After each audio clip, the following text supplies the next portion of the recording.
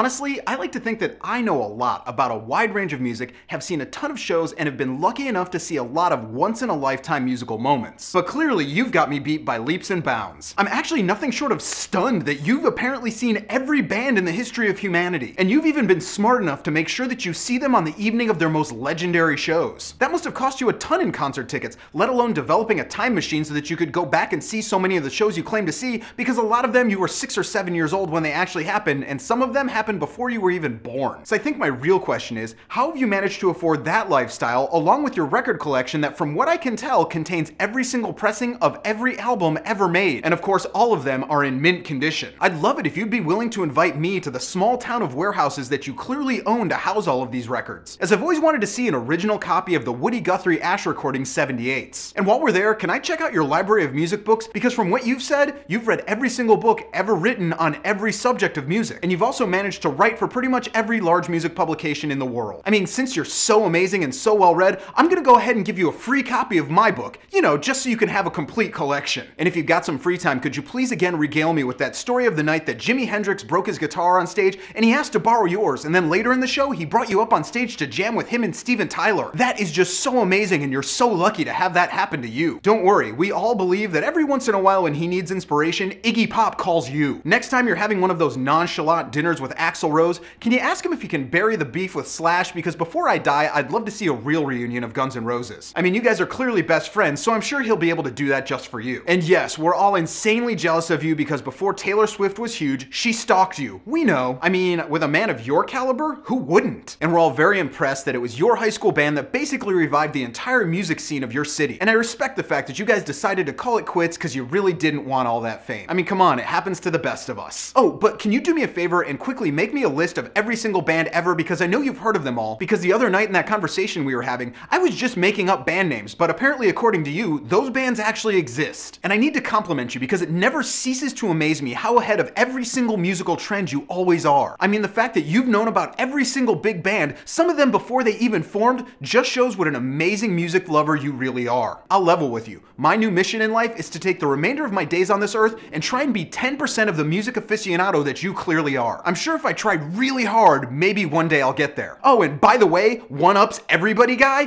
get over yourself.